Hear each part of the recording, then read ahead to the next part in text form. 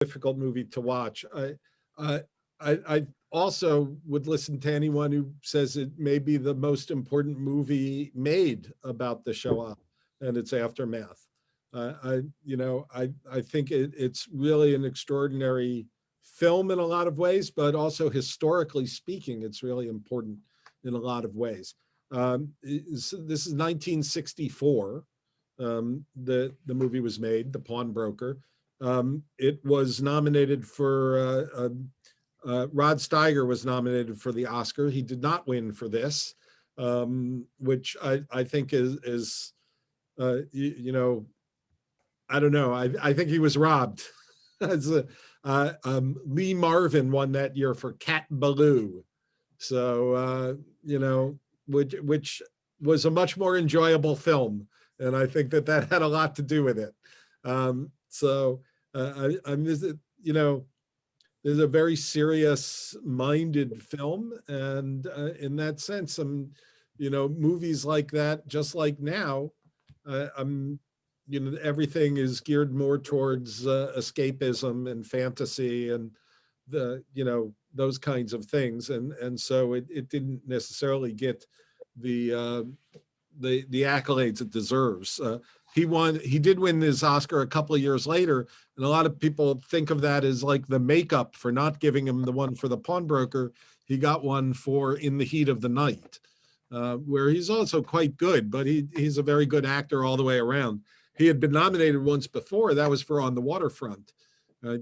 When in that year, he and Carl Malden and Lee J. Cobb, all three of them, were nominated from On the Waterfront for Best Supporting Actor. So all in the same category. And Edmund O'Brien won that year. I think the common wisdom is that when more than one person from a film is nominated, it splits the vote, right? So Edmund O'Brien in The Barefoot Contessa actually won that year.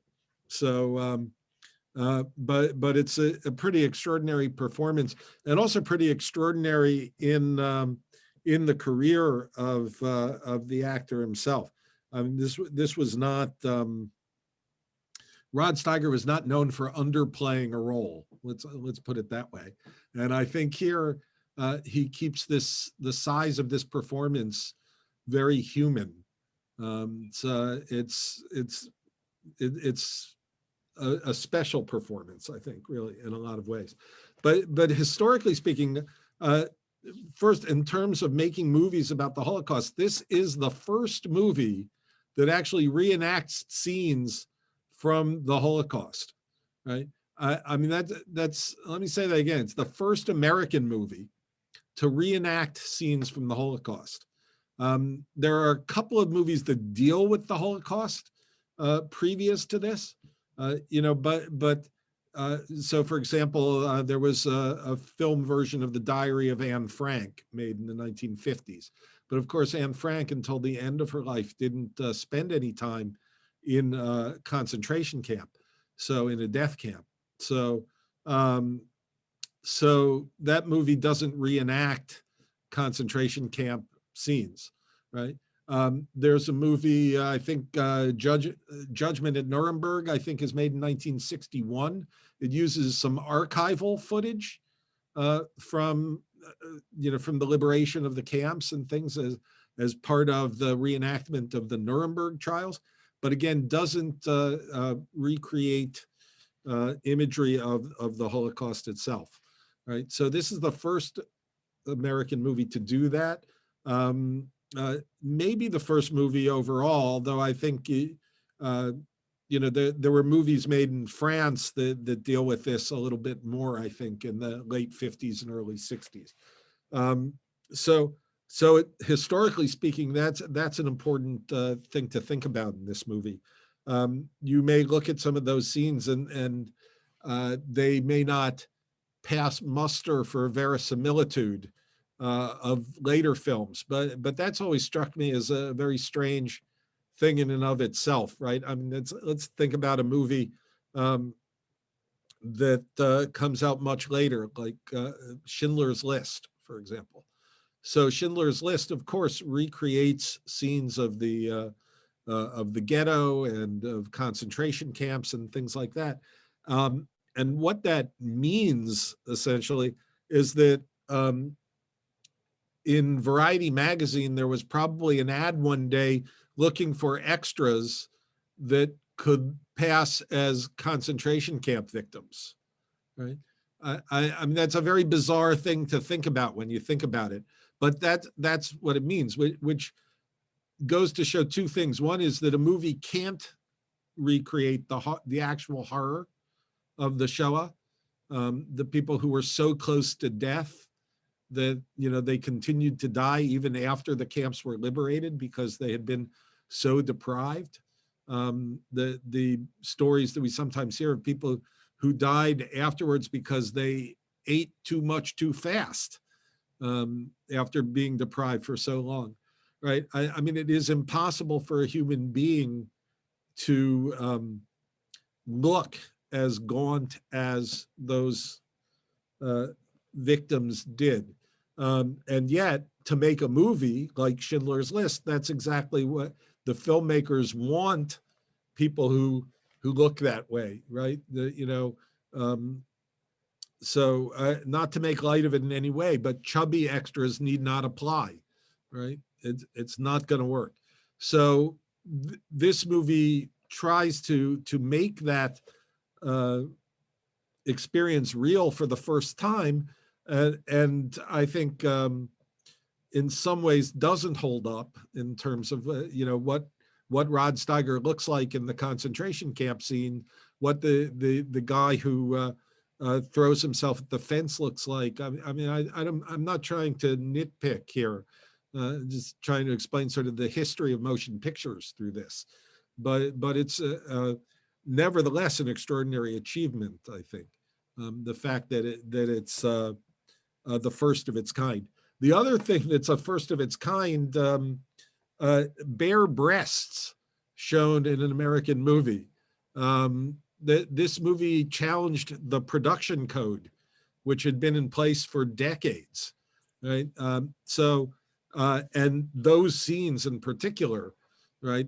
They did not challenge the production code with language. There are a couple of places where if this movie were being made today, where you would expect certainly more four-letter words than you hear in this movie, but it did challenge nudity in the production code, and the director Sidney Lumet and the producer challenged the production code and won. And so this movie was released with a production code seal on it. But this is the first of several movies in the 1960s to challenge that code until it eventually ended around 1970. So the final nail in that coffin, I think, may have been Midnight Cowboy 4 years later. But this is actually the movie that helped break the production code, because it made clear that these things could be treated in a dramatically satisfying way that required, in a sense, those scenes to take place the way they took place. And so it's an interesting challenge to that code. So historically speaking, the pawnbroker is important on a lot of fronts. I mean, one is, as I said, this change in the way the Holocaust was dealt with, but also this change in the production code. So, so it's directed by Sidney Lumet. This is actually the third movie that we've watched. If you've been with us for all, now what is this, our 14th week of looking at Jewish classics? So I won't go over his entire biography again, but just a reminder that, of course, he was Jewish, the child of Yiddish American actors. He appeared early on in his life in Yiddish plays in New York, on radio, in English and in Yiddish, and got his start in movie directing really with television He was hired by, if memory serves, Yul Brenner, who was working as a producer for CBS in New York in the late 1940s, and hired Sidney Lumet as a director. So he really cut his teeth on live drama on television, Playhouse 90, things like that. So that he rehearsed his movies the way people rehearsed a play. We've talked about that in the past. And I think you can see elements in this movie where it's very much like a play. I mean, the scene that comes to mind is the scene where Saul Nazarman, of course, played by Rod Steiger, is um, uh, having lunch with Geraldine Fitzgerald, playing the social worker Marilyn Birchfield. So that scene where they're kind of in a park in Upper Manhattan, in Harlem, and they're sitting on the same bench, and then he crosses over and sits on a different bench, and then she crosses over to his bench, and he crosses back over to the other bench. I mean, this is very much like a play, right? A play within the movie, very much a staged scene. The camera stays pretty still during this time and watches them do these sort of crossing each other, not meeting in the middle, generally not making eye contact, right? I mean, it's very deliberate in that sense. Um, um, and at other times, the camera is is moving a lot in this movie.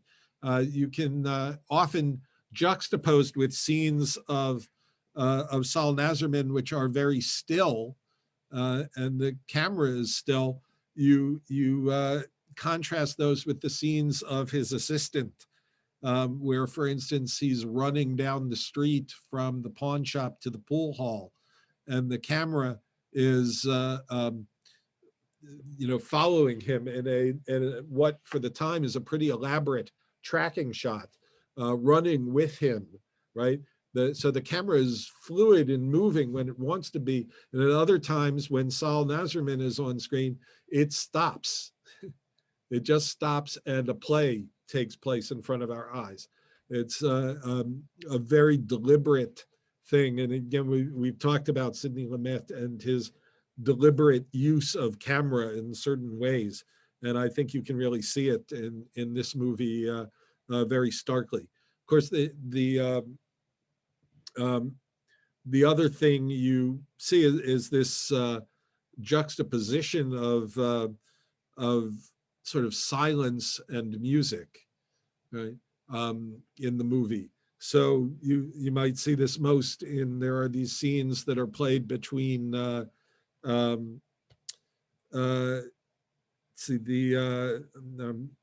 between Tessie and Saul Nazarman, right? This is if you followed the action closely, this is the wife of the man who dies in the concentration camp on the fence, right? And who Saul Nazarman is having, do we call it an affair? I'm not sure what we call it.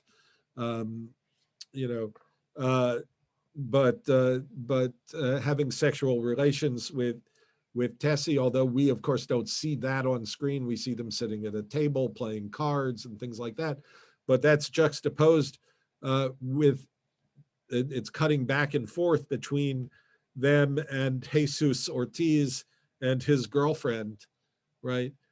And in those scenes, the music is playing and the camera is moving, and they're smiling and they're laughing, and you cut back and forth to silence and nearly no communication between Saul and Tessie.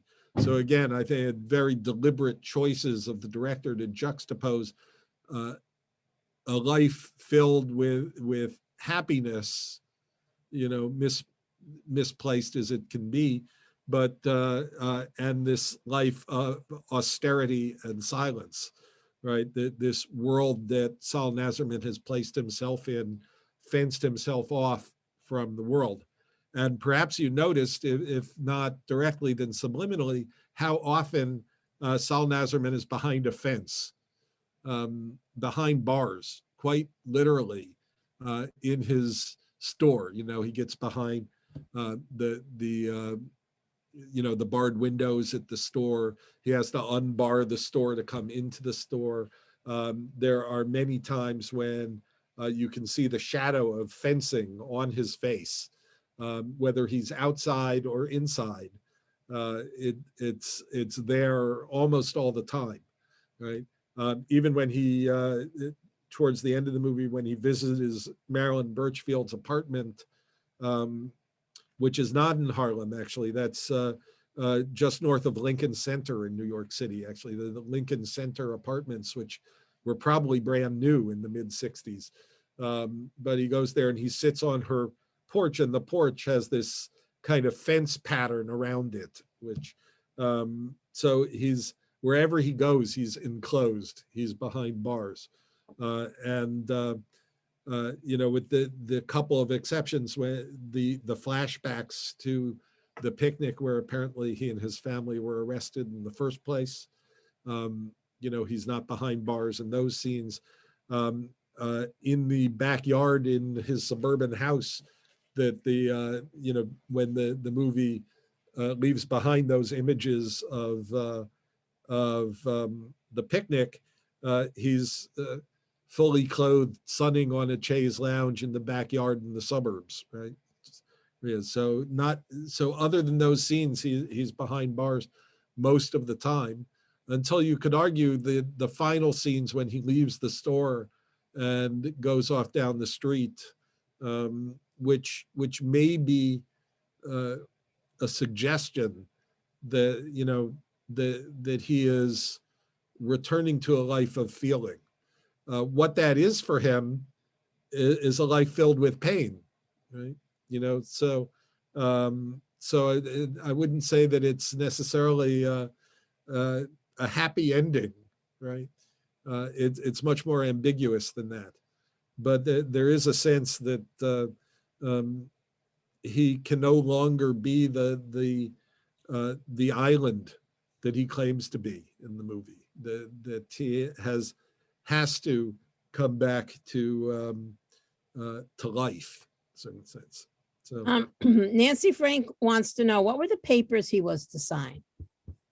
So I don't know that the movie is 100% clear about that, but of course, what he's doing is he's acting as a kind of a front for organized crime in his store. He's money laundering in various ways. So I don't know if this is the contract. There's this thing where he's supposed to, write a check for $5,000 and get cash for $5,000. So is this related to that particular deal, or is this just a regular kind of business transaction? But it doesn't describe it in detail. We can only assume that it's part of this money laundering operation that he's been running for the character played by Brock Peters, Rodriguez. Right. So it doesn't say specifically. Did you think he understood what he was doing in the beginning? I think he knows that. Yeah, I think he knows that he's engaging in a money laundering operation. Money is all that matters, as he says.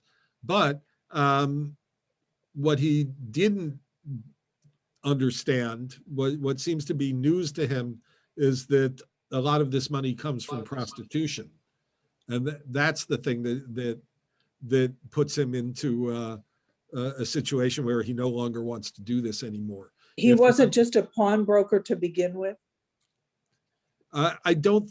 Well, did he go into business as a pawnbroker and then Rodriguez approaches him? Maybe. We don't actually know that backstory. Okay. And Ed has a comment. Yeah. Rabbi, a few things. I think he knew exactly what he was doing. I think you are absolutely correct that it was a money laundering operation, but he knew who he was dealing with, and he knew where their money was coming from. Yeah. It was coming from sex. It was coming from dope. It was coming from every illegitimate way that it could be. Yeah. Second comment, in the one of the apartment buildings, or one of the buildings he went into, you were talking about fences. There was a whole metal lace type covering to the building that he was going in, and it had several shots of it, and it looked just like barbed wire. It could be transferred to a thought, at least to me, as a sort of a barbed wire fence. Right. And third comment, the soundtrack, Quincy Jones's soundtrack was phenomenal. Yeah. In very dark jazz. And then in some of the most terrible things, I listened very carefully, and there was a brooding bass viol that was playing low notes and what have you. And then I've shot my wad. Yeah, that's beautiful. That's great. And yeah, I mean, it's a terrific soundtrack. It's the first soundtrack by Quincy Jones, actually. I mean, he wrote a lot more after this, but this was his first score. And, you know, oddly, there's one really lively piece, which is played mostly when Jesus and his girlfriend are together in their apartment. It's called something, some variation on a bossa nova. I can't remember what the jazz bossa or something, I think is maybe what it's called. That's exactly it. Yeah, it's called jazz bossa. And do you know where else it appears in movies? You do. Yeah, I Powers. yeah. Right. Yeah. So of all the weird things to show up somewhere else, yeah, Elaine's putting it in there too. Yeah, it's in the first Austin Powers movie. This song appears. So that's a weird piece of movie trivia for you there. But it is. You can hear it really clearly, even in the very beginning of the movie, where there's kind of a light jazz.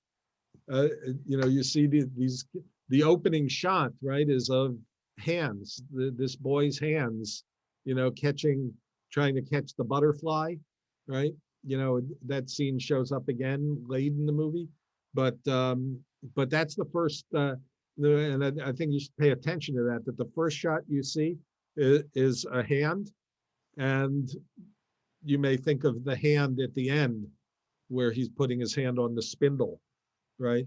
That again, this is not accidental. This is the craft of a movie director, you know, at work. But the music starts with a kind of a light, sort of pastoral kind of thing, but then it starts to take this darker tone, as Ed was saying, and then it cuts to him on the chaise lounge in the backyard, right? And sort of switches again. So, Elaine has a comment. yeah. Yeah, I was wondering about that hand on the spindle. That really did. I mean, it is obviously very disturbing, but it didn't really make sense to me as much. Yeah. So I think there's some ambiguity to it. And I think that those of us on this call may have some different ideas about what happens here. I would point, so, you know, there's a lot of symbolism in this movie. And I think some of the symbolism is Christian symbolism. Right? Yes, I wondered about that. Yeah, remember his assistant is named Jesus, right? Jesus Ortiz. You know, and in a certain sense, Jesus dies for his sins, right? You know, there's a sort of peculiarity to this, but I think the name Nazarman, right? You know, this is not a true story, right? This is based on a novel, but that name is a created name. I think it calls to mind two things, actually. I think it might call to mind Nazareth, and it also calls to mind Nazis, right? So both of those things are there. So by pushing that spike through his hand, he creates a stigmata, right? You know, and I think there's something to that. I would say in terms of what motivates him to do this, he has tried to do away with all feeling, right? That's how his mechanism for self-preservation and survival has been to try and put aside all feeling. And I think that this is symbolic of him needing to feel something, even if it's pain, right? And so to cause himself enough pain to feel again is what he has in mind there, I think. I see Brenda in the chat reminds us of that's the Merchant of Venice, right? If you purpose, do we not believe? Yeah.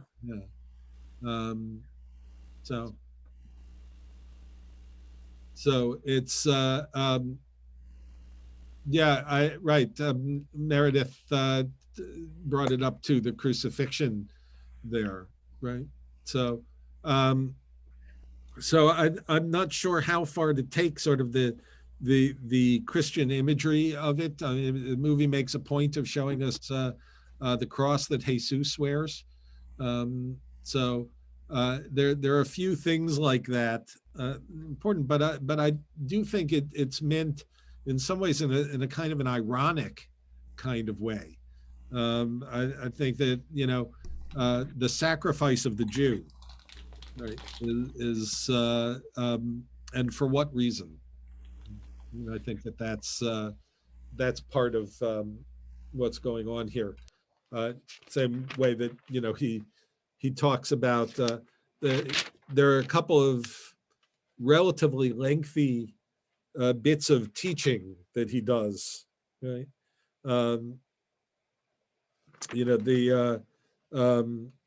When Jesus asks him about the special talents of the Jews, right, for business, how can I learn that, right? And he gets a pretty long lecture about, let me see if I can find my notes on that. The secret of our success, right? Several thousand years with nothing but a great bearded legend. No land to call your own. You're never in one place long enough to have a geography or an army or a land myth. All you have is a little brain and a great bearded legend to convince you are special, even in poverty. This little brain is the key. You buy a piece of cloth, and on and on there. Never succumb to buying an extra piece of bread for the table or a toy for the child. You go out and get a bigger piece of cloth and you realize you have no desire to grow food or gaze at a limitless land and call it your own. Do this for centuries. You find you have a mercantile heritage. You are a merchant, a usurer, a man with secret resources, a witch, a pawnbroker, a sheenie and a kike, right? So, I think that there's nothing presented in this movie without some bit of irony to it, right? Alice wants to know, do you think the Christian symbolism was an attempt to appeal to the emotions of most viewers who would have been Christian? I really don't. I actually think, I read it in a much more ironic sense, and I think that some of this comes from the book, although the movie departs quite significantly from the novel in terms of the novel is by a guy named Edward Louis Wallant. He died before this movie was made, actually.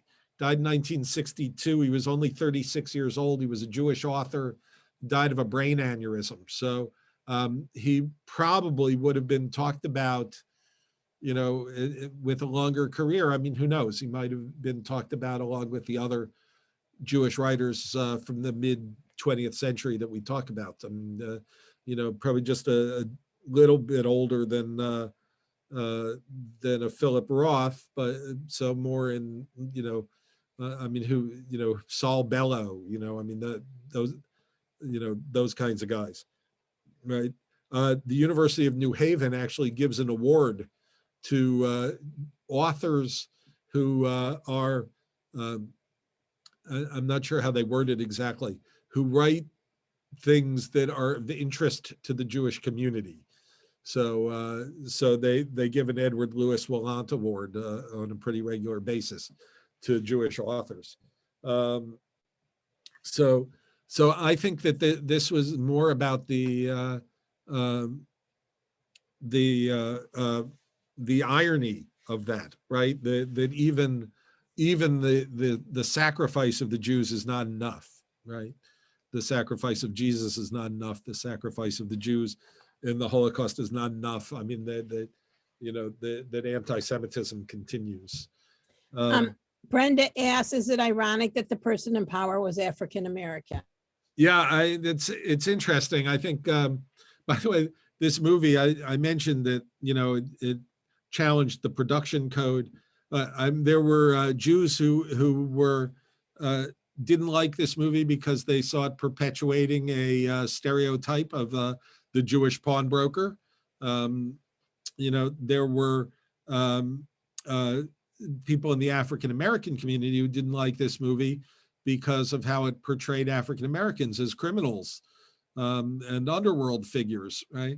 The Catholic League of Decency didn't like this movie because it had naked breasts in it. So on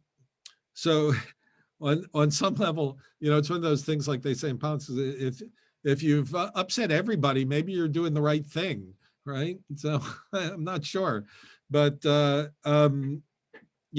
really had something.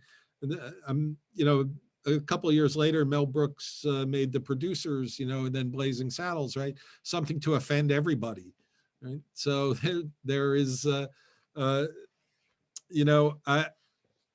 don't know if that's meant as irony, I mean, he's an African American, Brock Peters. The name of the character is Rodriguez, a Hispanic name.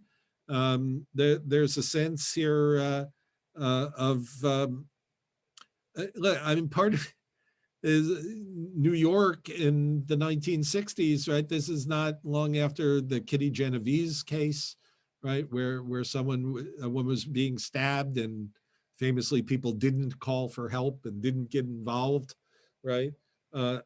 This is the kind of place that New York was. And I mean, it's unfair to completely characterize it that way, but it was not the Disney-fied New York that some of us are more familiar with now, right? So I think it describes a situation in some ways, right? So I don't know that if it's necessarily ironic.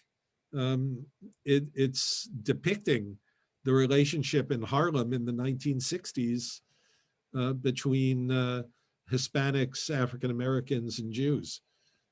So I thought the scenes of New York were gritty and looked pretty realistic.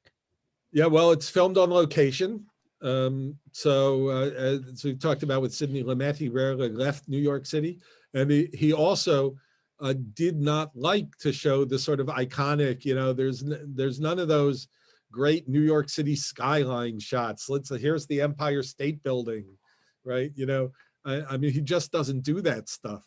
So, when he searched for locations, it was always these, what do these neighborhoods look like to me?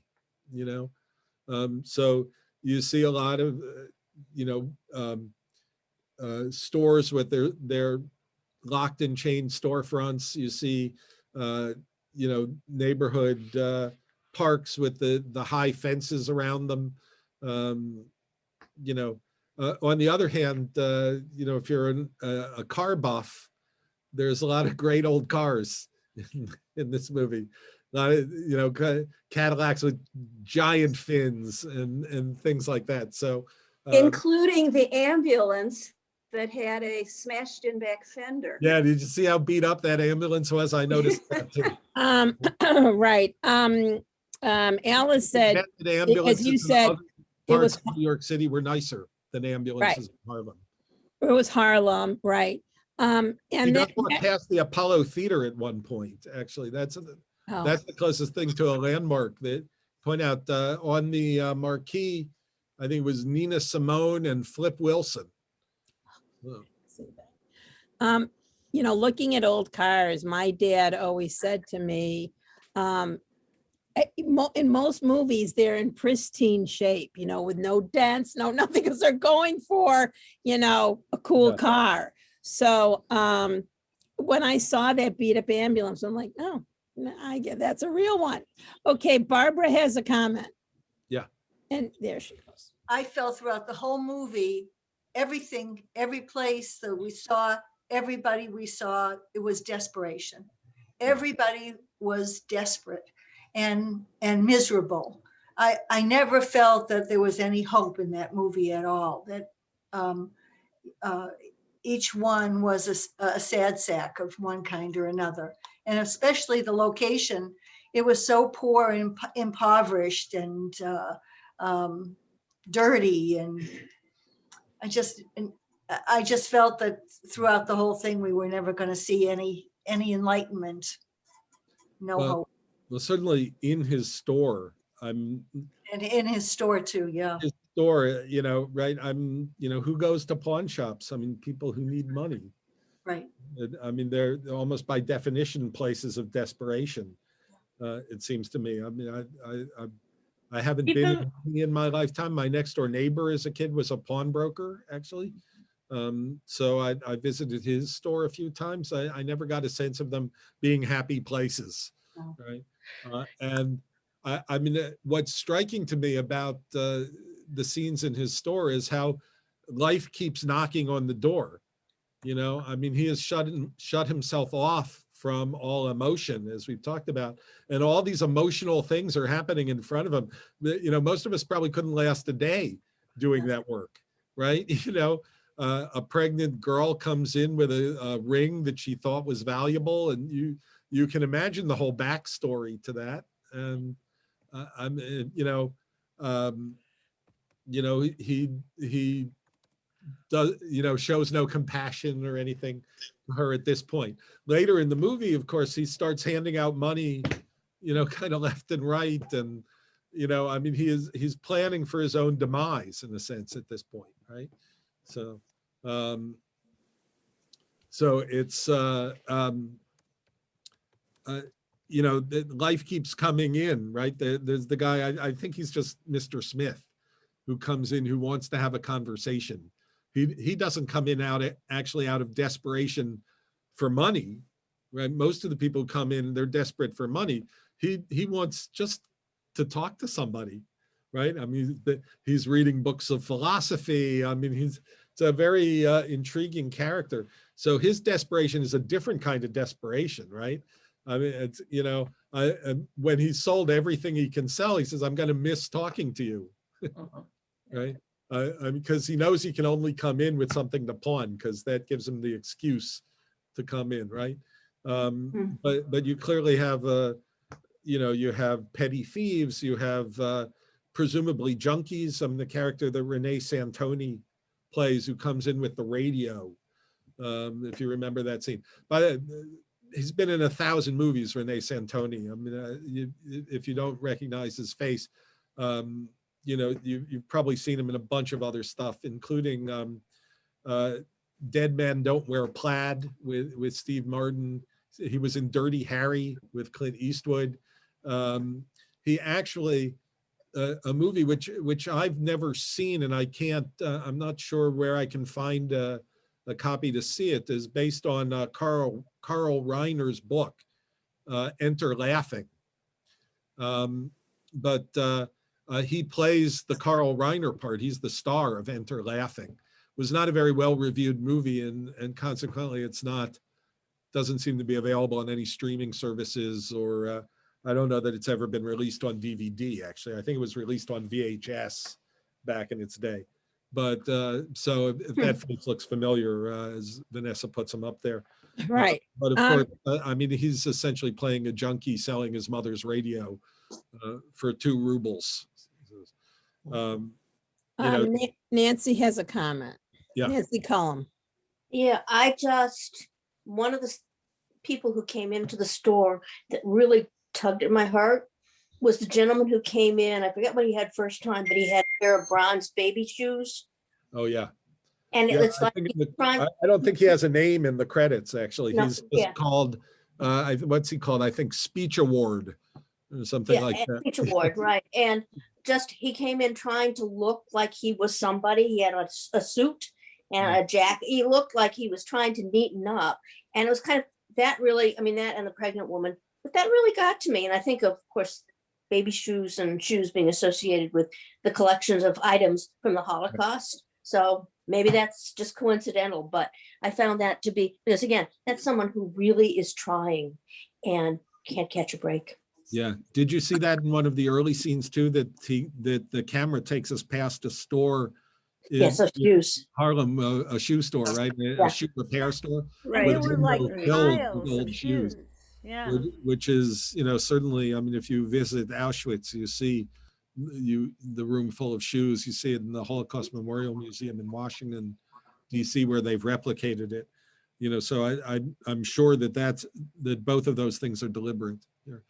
We haven't talked about the editing of this movie, which, and I don't think in 16 weeks we've really talked much about what editors do in a movie, but it's very clear here in this movie.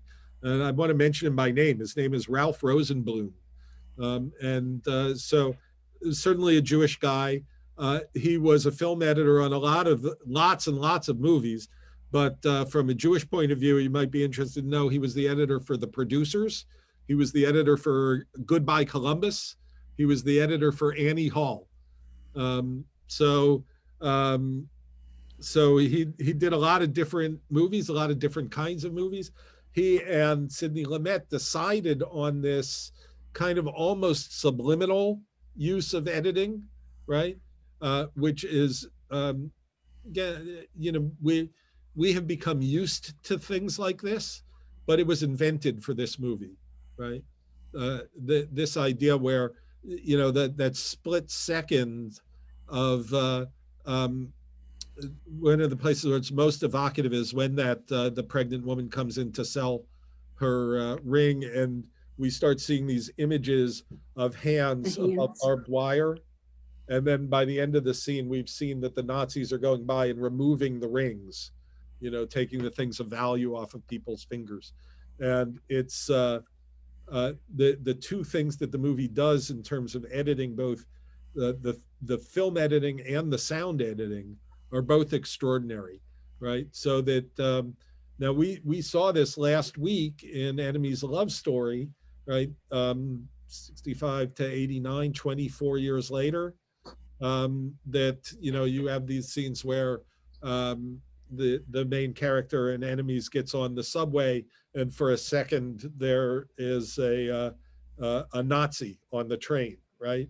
So these similar kinds of editing tools, but the pawnbroker invented it, right? And so it does it with images, and then it does it with sound.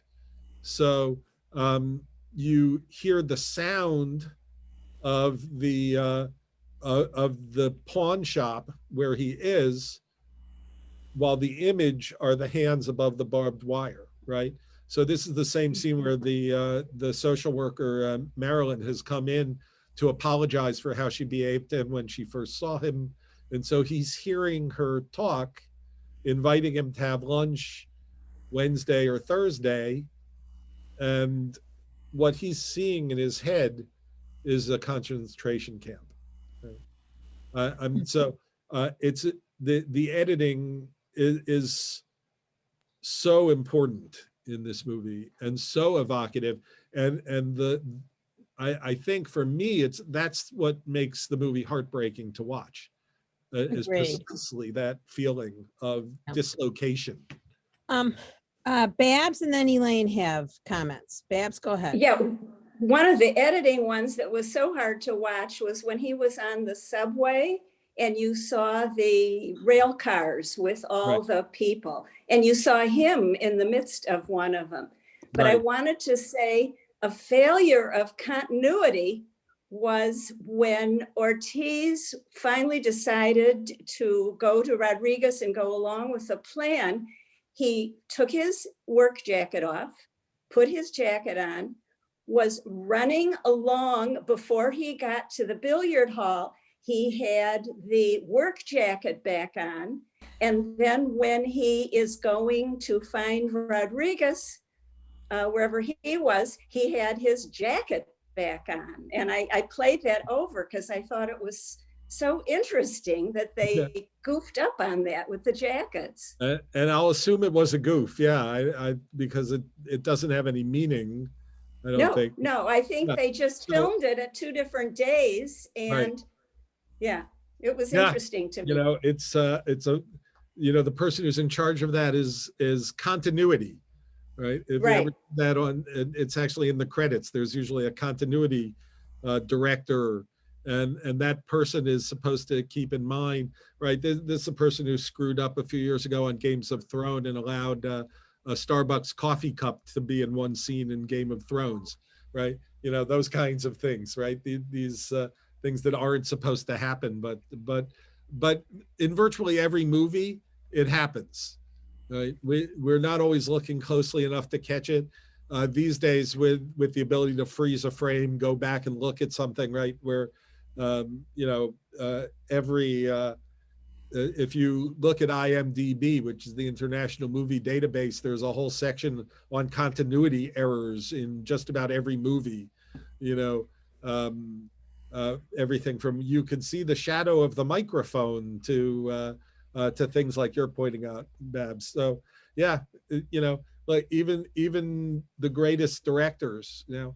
Now I will say the one thing about Sidney Lumet is that he tended to work fast and didn't do a lot of reshooting. So he might even have seen, you know, that, oh, you know, he was supposed to have a different jacket on during that run, wasn't he?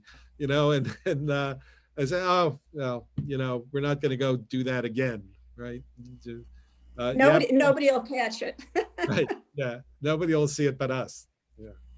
Elaine has a comment, then Ed. Yeah. Yeah, I just wanted to say that in regards to Ralph Rosenblum, my husband Frank actually took an editing course with him. Wow. And one of the films that they watched and discussed was this film. Yeah. And Frank was watching part of the film when I was watching it and was telling me about many of the things that you're mentioning. And right away, he picked up on the Quincy Jones soundtrack and the really the use of nudity and things like that. So it was really interesting to hear his take on it, Cool. having, you know, worked with him. That's amazing. That's a great thing.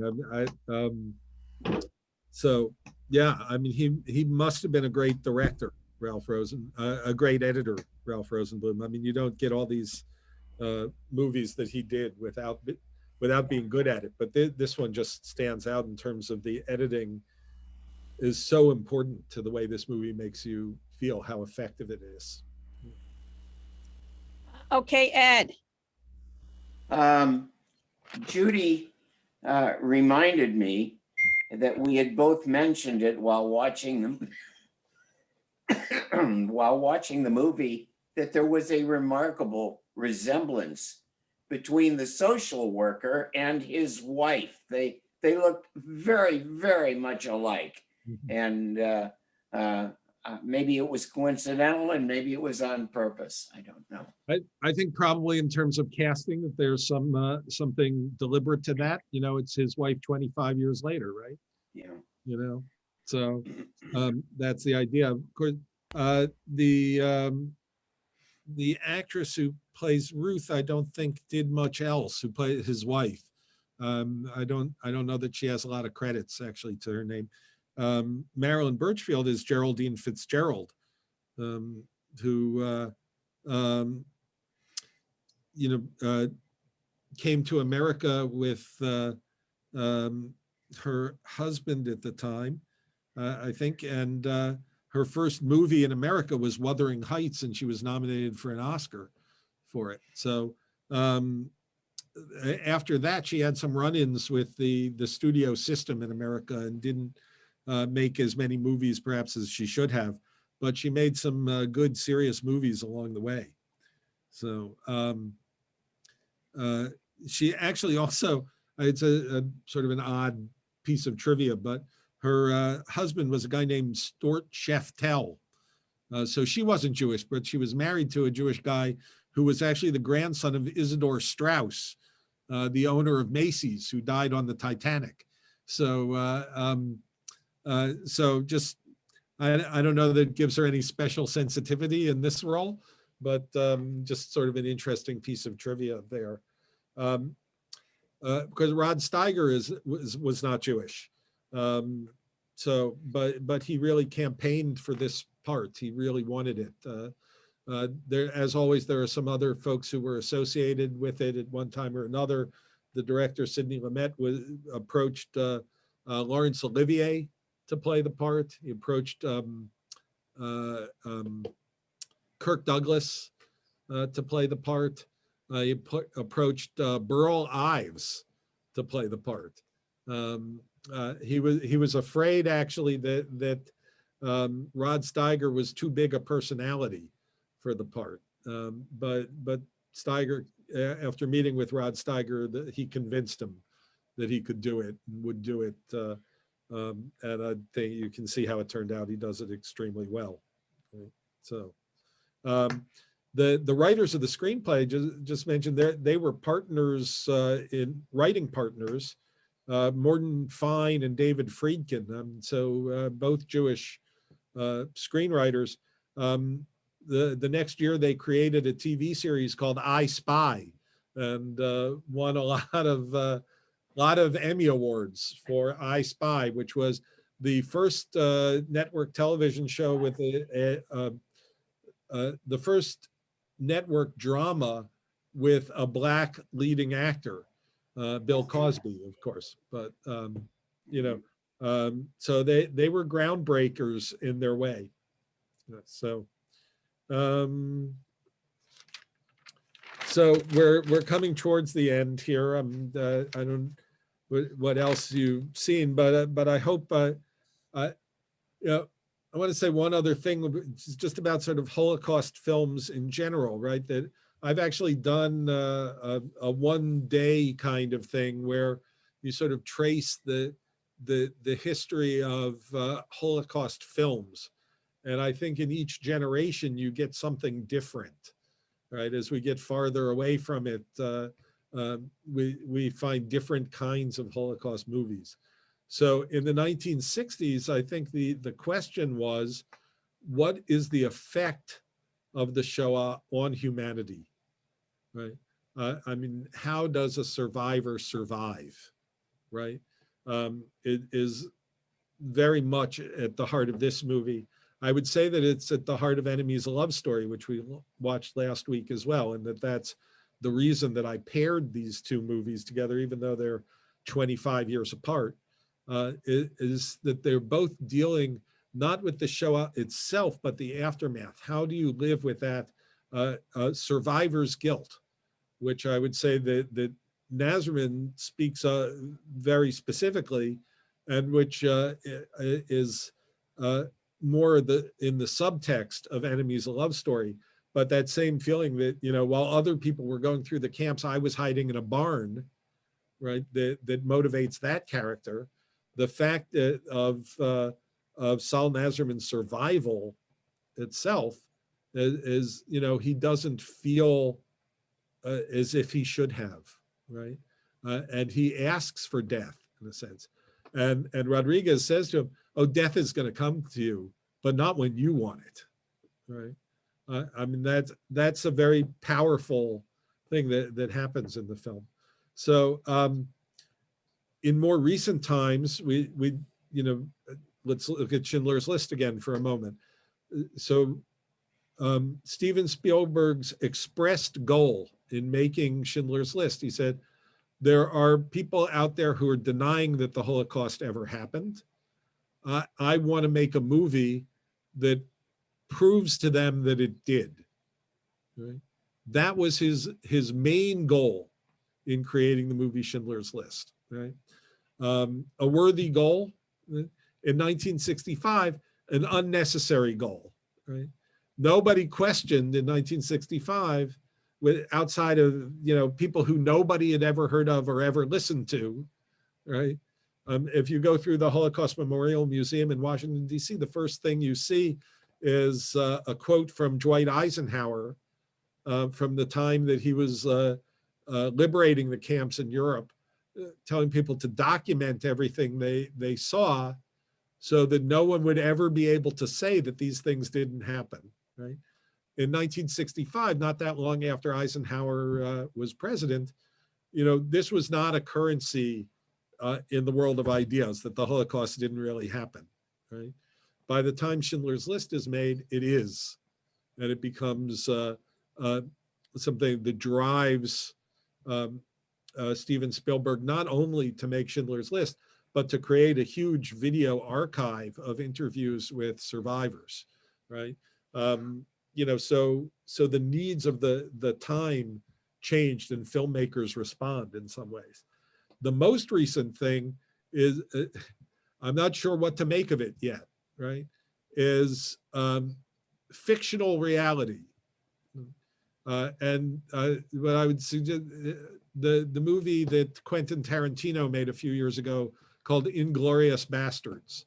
Not sure if you've seen it, but he creates in it an imaginary group, something like the Dirty Dozen, if you remember that movie from 1960, but all Jews, to go behind enemy lines during World War II and kill as many Nazis as they can, right? It's a revenge fantasy. And they have a plot to kill Hitler. And not to give you spoilers, if you haven't seen this movie, it's worth seeing. But the point is that they have a plot to kill Hitler. So we know this plot can't possibly succeed, right? Because that didn't happen. But in the movie, it does happen. Right? These Jewish guys behind enemy lines kill Hitler, right?